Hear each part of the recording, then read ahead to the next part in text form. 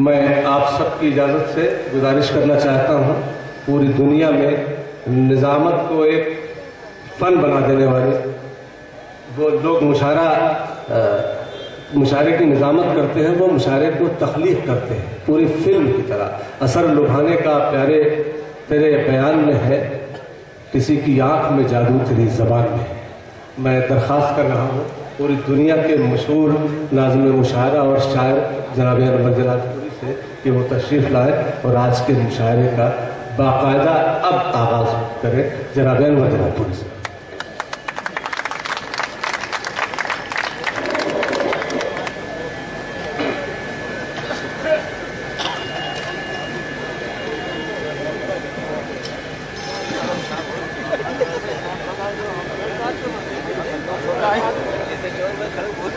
صدر مشاعرہ اور محترم مرحوم ڈاکٹر ساغر اعظمی کے سب سے قریبی دوست ڈاکٹر راحت اندوری صاحب، مہمان خصوصی جناب اروند کمار سنگھ گوپ صاحب، عزیز گرامی جاوید گڈو صاحب، برادرم انجم بارہ بنکوی، قابل احترام ڈسٹرکٹ مجسٹریٹ صاحبہ، محترم المقام ایس ایس پی وسیم صاحب، زندہ دلان بارہ بنکی، شورائے کرام اور سامعین، ابتدا ہی میں ماحول اتنا غمزدہ ہو گیا کہ میں فیصلہ نہیں کر پا رہا ہوں کہ داستان کہاں سے شروع کروں، کہاں لا کر کے ختم کروں۔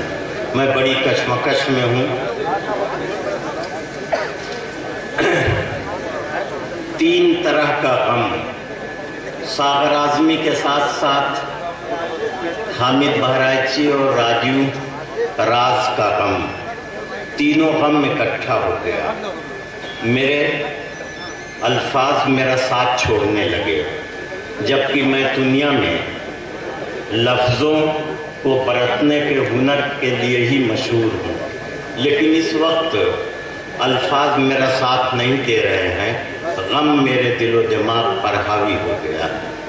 ڈاکٹر ساغر اعظمی کے لیے آپ جو کچھ بھی کر رہے ہیں، یہ آپ اپنی تہذیبی برتری اور اپنی شرافت کا مظاہرہ کر رہے ہیں، اس کے لیے میں آپ کا شکریہ ادا کرتا ہوں۔ آج سے تقریباً 4 دہائی قبل میری اور راحت اندوری کی ملاقات ڈاکٹر ساغر اعظمی سے ہوئی تھی۔ اتنا عرصہ گزر گیا کہ اتنی زیادہ یادیں ہیں کہ ان یادوں کو اگر لکھا جائے تو ایک مکمل کتاب ہو جائے گی۔ ساغر بھائی کا جس دن انتقال ہوا، میں اور راحت اندوری امریکہ واشنگٹن میں ہم لوگ تھے۔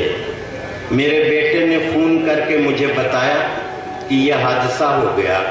فوراً ہم لوگوں نے بھابھی کو فون ملایا اور یقین مانیے کہ دونوں لوگ، راحت بھائی اور میں، اتنا ٹیلی فون پر ہم لوگ روئے ہیں کہ اس رونے کو آج تک بھلا نہیں پا رہے ہیں۔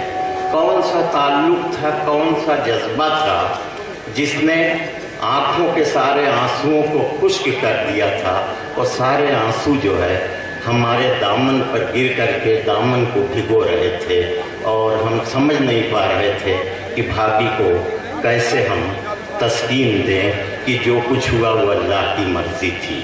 بہرحال ساغر بھائی سے جب ملاقات سن 73-74 میں ہوئی تھی تو اس زمانے میں ایک شعر فضاؤں میں گونج رہا تھا ان کے نام سے کہ کشمیر کی وادی میں بے پردہ جو نکلے ہو، کیا آگ لگاؤ گے برفیلی چٹانوں میں۔ یہ ساغر اعظمی کے عنفوان شباب کا، عہد جوانی کا شعر تھا، اور اس زمانے میں اسی طرح کا شعر کہا بھی جانا چاہیے تھا۔ مگر ساغر اعظمی جب حالات کی آنچ کو محسوس کرتے رہے، غربت کو، گاؤں کے حالات کی مفلسی کو دیکھتے رہے، اور اعظم گڑھ ضلع سے ان کا تعلق ہے جہاں کے لوگ پوری دنیا میں پردیسی بن کر کے ہیں، اعظم گڑھ چھوڑ کر کے तलाश माश में अमेरिका तक लोग हैं। जब उस दर्द को सागर ने महसूस किया तो उन्होंने ये शेर कहा कि भीगी हुई दो आंखें हर रोज ये कहती हैं, भीगी हुई दो आंखें हर रोज ये कहती हैं, परदेस अगर तुमको जाना है तो कल जाना। क्या दर्द है कि एक शख्स परदेस जा रहा है अपनी पूरी फैमिली को छोड़ करके। जाहिर है उसकी बीवी या उसके बच्चे जिस दर्द से रुखसत कर रहे होंगे, उस दर्द को इससे खूबसूरत शेर में बयान नहीं किया जा सकता कि भीगी हुई दो आंखें हर रोज ये कहती हैं, परदेस अगर तुमको जाना है तो कल जाना। रोज रोका जा रहा है कि कल चले जाना, आज न जाओ। इस एहसास को, इस नाजुक और लतीफ जज्बे को गजल के हवाले कर देना कितना मुश्किल काम था, कितनी हुनरमंदी का काम था। ये बिरादरम सागर का कारनामा था। और फिर जब वो आलमी पस मंजर में उनका जहन गया, दुनिया को उन्होंने समझा, गैर मुल्कों तक वो पहुँचे और पूरी दुनिया के दर्द व गम को महसूस किया, तो उन्होंने ये कहा कि लफ्ज में दिल का दर्द समो दो, हुस्न गजल बन जाएगा। लफ्ज में दिल का दर्द समो दो, हुस्न गजल बन जाएगा। पत्थर को आंसू दे दो तो ताजमहल बन जाएगा। ये वो सच्चाई है। रविन्द्रनाथ टैगोर ने एक जमाने में कहा था कि मोहब्बत की आंखों से टपका हुआ एक आंसू है जो वक्त के रुखसार पर जमकर ताजमहल बन गया। तो ताजमहल के बारे में सबकी यही राय रही, हर बड़े दिमाग की यही राय रही कि ये मोहब्बत की आंखों से टपका हुआ एक आंसू है जो तामीर बन गया है। और इसीलिए बड़ी शायरी जो है वो मोहब्बत की आंखों से टपके हुए आंसुओं से लिखी हुई तहरीर है। इसीलिए हिंदी में कहा गया कि वियोगी होगा पहला कवि, आह से उपजा होगा गान, उमड़ कर आंखों से चुपचाप वही होगी कविता अंजाम। फारसी में कहा गया कि सद नाले शबगीरे, सद सुबह बला फेजे, सद आह शरर रेजे, एक शेर दिलावेजे।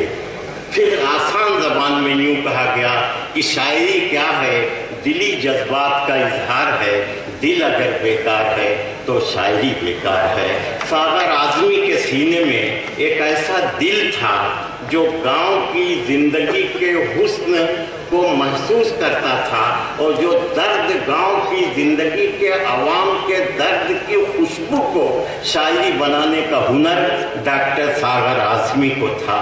इसलिए हम आज उन्हें बहुत याद करते हैं। वो गज़ल के भी जादूगर थे और गीतों के ज़रिए जो उन्होंने अवाम और खवास के दिलों को जीता, हिंदी और उर्दू को करीब किया, हिंदू और मुसलमान के एहसासात को महसूस करके शायरी की खुशबू बनाया।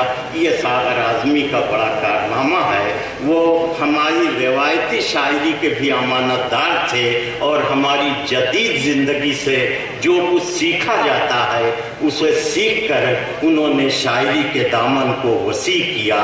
उनकी ज़िंदगी दीनदारी से शुरू हुई थी और उनकी ज़िंदगी दीनदारी पर ख़त्म हुई। जब मैं लफ्ज़ दीनदारी इस्तेमाल करता हूँ तो मेरी मुराद इश्क़ इलाही से होती है, ईश्वर प्रेम से होती है। सागर की ज़िंदगी इश्क़ हकीक़ी के एहसास से शुरू हुई थी, दरमियान में इश्क़ मजाजी को समझने की कोशिशें की उन्होंने और आखिर में फिर ईश्वर प्रेम और इश्क़ इलाही में गर्क हुए और अपनी ज़िंदगी उसके हवाले कर दी जिसने ज़िंदगी दी थी। और हम सब ये कहते रहे कि हक तो ये है कि हक अदा न हुआ।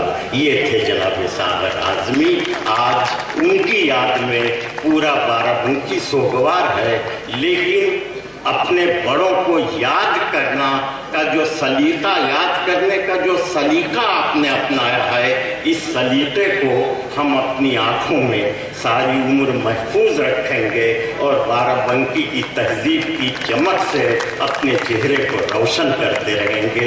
ये हम वादा करके अपनी गुफ्तगू ख़त्म कर रहे हैं और मुशायरे के माहौल में आपको ला रहे हैं सागर भाई गज़ल के भी शायर थे और गीत के भी शायर थे। उर्दू वालों से ज़्यादा हिंदी वालों से उन्हें प्रेम था और हिंदी वालों से ज़्यादा उर्दू वाले उनके शहदाई थे। तो आइए इतने प्यारे शख्स को, जिसकी ज़िंदगी, सागर की ज़िंदगी में, उनकी शायरी में ख़ास बात थी कि उनके यहाँ गुलाब की खुशबू भी थी और महुए की महक भी थी, इसलिए वो गज़ल के भी जादूगर थे और गीत पर भी उनका इस तरह से उन्हें दस्तरस हासिल थी कि लोग उनका गीत सुन के उनसे मोहब्बत कर रहे।